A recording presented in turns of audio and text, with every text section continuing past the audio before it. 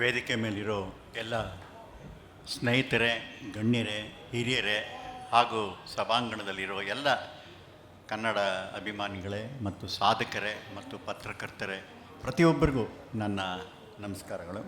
ಮೊದಲನೇದಾಗಿ Zee media ನ್ಯೂಸ್ನವರು ಹಲವಾರು ಜನ ಇವತ್ತು ಎಂತೆಂಥ ಸಾಧಕರನ್ನ ಹುಡುಕಿ ಅವ್ರಿಗೆ ಒಂದು ಪ್ರಶಸ್ತಿ ಕೊಟ್ಟು ಬೆನ್ತಟ್ಟಿ ಉತ್ತೇಜನ ಕೊಡೋದಿದೆಯಲ್ಲ, ಅದು ಭಾಳ ದೊಡ್ಡ ಕೆಲಸ.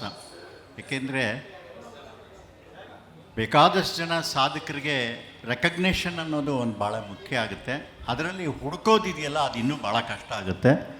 ಅದನ್ನು ಹುಡುಕಿ ಇಂತಿಂಥ ಕ್ಷೇತ್ರದಲ್ಲಿ ಸಾಧನೆಗಳು ಮಾಡಿದ್ದಾರೆ ಅಂತ ಅವರನ್ನು ಈ ವೇದಿಕೆಗೆ ಕರ್ಕೊಂಬಂದು ರವಿಯವರು ಮತ್ತು ಅವ್ರ ತಂಡದವರು ನಿಜವಾಗ್ಲೂ ಅದ್ಭುತವಾದ ಕೆಲಸ ಮಾಡಿದ್ದಾರೆ. ಈಗ ಎಷ್ಟೋ ಜನ ನಮಗೆ ಗೊತ್ತೇ ಇರಲಿಲ್ಲ, ಇವತ್ತಿಲ್ಲಿ ನೋಡಿದ ಮೇಲೆ ಗೊತ್ತಾಗ್ತಿದೆ ಇಂತಿಂಥ ಸಾಧಕರು ಇದ್ದಾರೆ ಅಂತ. ಅದರಲ್ಲಿ ನನಗೂ ಒಂದು ಪ್ರಶಸ್ತಿ ಕೊಟ್ಟಿದ್ದಾರೆ. ನಿಜವಾಗ್ಲೂ ಪ್ರತಿ ಸಾರಿ ಪ್ರಶಸ್ತಿ ಕೊಟ್ಟಾಗ ಭಾಳ ಸಂತೋಷ ಆಗುತ್ತೆ. ಆದರೆ ಇತ್ತೀಚೆಗೆ ಈ ಪ್ರಶಸ್ತಿ ತಗೊಂಡಾಗ ನನಗೆ ದುಃಖನೂ ಆಗ್ತಾಯಿದೆ. ಯಾತಕ್ಕೆ ದುಃಖ ಆಗ್ತಿದೆ ಅಂದರೆ, ಈ ವಿಜಯನಗರದ ಎಂಪೈರ್ದು ನಾವು ಒಂದು ಸರಿ ಓದಿದ್ವಿ, ಚಿನ್ನ ರತ್ನ ಬೆಳ್ಳಿ ಎಲ್ಲ ರೋಡಲ್ಲಿ ಮಾಡ್ತಾರೆ ಅಂತ. ಇವತ್ತೇನಾಗಿದೆ, ಎಲ್ಲ ಪಾಳಾಗೋಗ್ಬಿಟ್ಟಿದೆ. ಹಾಗೆ ನಮ್ಮ ಕನ್ನಡ ಚಿತ್ರರಂಗ ಹಾಗೆ ಪಾಳಾಗೋಗ್ಬಿಟ್ಟಿದೆ. ಯಾತಕ್ಕೆ ಹಿಂಗಾಯಿತು, ಏನಾಯಿತು?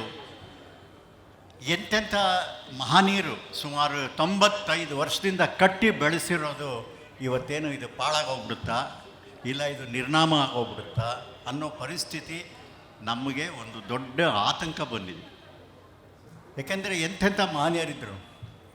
ರಾಜ್ಕುಮಾರ್ ಅವ್ರು ನೋಡಿದ್ದೀರಾ, ವಿಷ್ಣುವರ್ಧನ್ ನೋಡಿದ್ದೀರಾ, ಅಂಬರೀಷ್ ನೋಡಿದ್ದೀರಾ, ಎಂತೆಂಥ ಶಂಕರ್ನಾಗ್ ಅವ್ರು ನೋಡಿದ್ದೀರಾ, ಜಯಂತಿ ಅವ್ರು ನೋಡಿದ್ದೀರಾ, ಸರೋಜಾದೇವಿಯವ್ರು ನೋಡಿದ್ದೀರಾ, ಎಂತೆಂಥ ಪುಟ್ಟಣ್ಣ ಕಣಗಾಲ್ ಅವ್ರು ನೋಡಿದ್ದೀರಾ, ಸಿದ್ಧಲಿಂಗಯ್ಯ ಅವ್ರು ನೋಡಿದ್ದೀರಾ.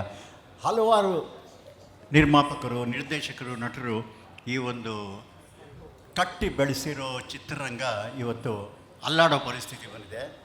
ಒಂದು ಉದಾಹರಣೆ ಹೇಳ್ತೀನಿ.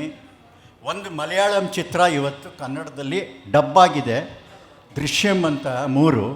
ಅದು 15 ಕೋಟಿ ರೂಪಾಯಿ ಸಿಟಿಲಿ ಬರ್ತಾ ಇದೆ. 15 crores is the share of that film, wear as Kannada film doesn't run for 1 day. ಒಂದು ದಿವಸಕ್ಕೂ ಹೋಗ್ತಾ ಇಲ್ಲ. ಬೆಳಿಗ್ಗೆ ಹಾಕಿದ್ರೆ ಮಧ್ಯಾಹ್ನ ಕಿತ್ತಾಕ್ಬಿಡ್ತಾರೆ, ಮಧ್ಯಾಹ್ನ ಹಾಕಿದ್ರೆ ರಾತ್ರಿ ಕಿತ್ತಾಕ್ಬಿಡ್ತಾರೆ.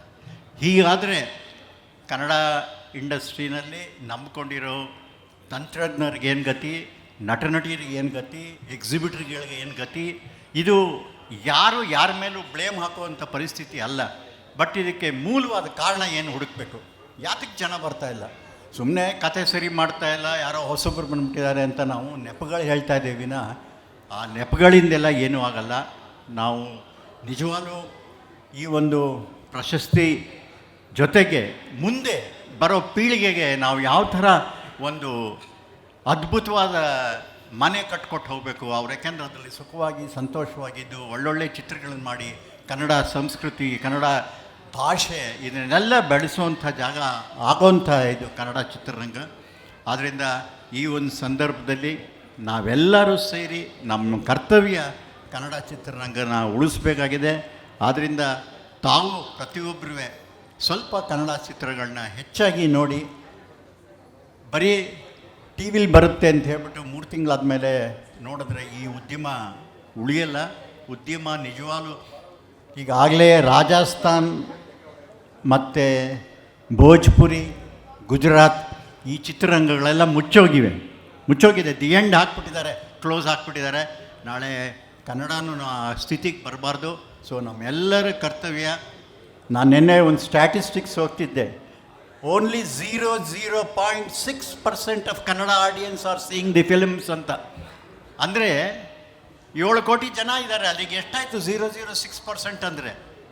ಎಲ್ಲಿ ನೋಡ್ತಾ ಇಲ್ಲ, ಯಾಕೆ ನೋಡ್ತಾ ಇಲ್ಲ, ಏನಾಗಿದೆ ಅದೇ ಜನ? ಯಾಕೆಂದರೆ ನನಗೆ ತಿಳಿದ ಮಟ್ಟಕ್ಕೆ ರಾಜ್ಕುಮಾರ್ ಅವರು ಒಂದು ಚಿತ್ರ ರಿಲೀಸ್ ಆಗುವಾಗ ಪೊಲೀಸ್ ಕಮಿಷನವರು ನಮ್ಮನ್ನೆಲ್ಲ ಕರೆಸಿದ್ರು. ಆ ಜನ ಬರೋದು ಥಿಯೇಟ್ರ್ ಮುಂದೆ ಭಾಳ ಕಷ್ಟಪ್ಪ, ನೀವು ಟಿಕೆಟ್ನ ಇದರಲ್ಲಿ ಸ್ಟೇಡಿಯಮಲ್ಲಿ ಕೊಟ್ಬಿಡಿ ಅಂತ. ಅಂದರೆ ಆ ಜನ ಆ ಥರ ಬರ್ತಾಯಿದ್ರು. ಎಲ್ಲೋದ್ರು ಅವರು? ಯಾಕೆ ಮಿಸ್ ಆಗ್ತಾಯಿದ್ದೀವಿ? ಅದು ಒಂದು ದೊಡ್ಡ ಪ್ರಶ್ನೆ ಆಗಿ ಕೂತಿದೆ ಇವತ್ತು. ಆದ್ದರಿಂದ ನಾವೆಲ್ಲ ಸೇರಿ ಅದನ್ನು ಉಳಿಸ್ಕೋಬೇಕು. ಏಕೆಂದರೆ ಚಿತ್ರರಂಗದಿಂದ ಹಲವಾರು ಮೆಸೇಜ್ಗಳನ್ನ ನಾವು ಕೊಡೋವಂಥದ್ದು ಆಗುತ್ತೆ. ಆ ಚಿತ್ರರಂಗದಿಂದ ಹಲವಾರು ಜನ ಬದುಕ್ತಾ ಇದ್ದಾರೆ.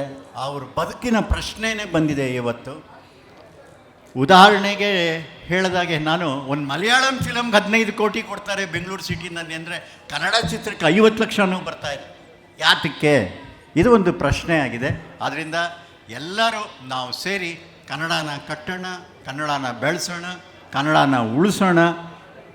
ಮತ್ತು ಈ ಸಂದರ್ಭದಲ್ಲಿ ನನ್ನ ಇಲ್ಲಿ ಕರೆದು ಒಂದು ಪ್ರಶಸ್ತಿ ಕೊಟ್ಟು ಒಂದು ಸನ್ಮಾನ ಮಾಡಿದ್ದೀರ. ನಾನು ಅದಕ್ಕೆ ತುಂಬ ಚಿರಋಣಿ. ಮತ್ತು ಎಲ್ಲ ಸಾಧಕರಿಗೂ ಅಭಿನಂದನೆಗಳು. ಜೈ ಹಿಂದ್, ಜೈ ಕರ್ನಾಟಕ.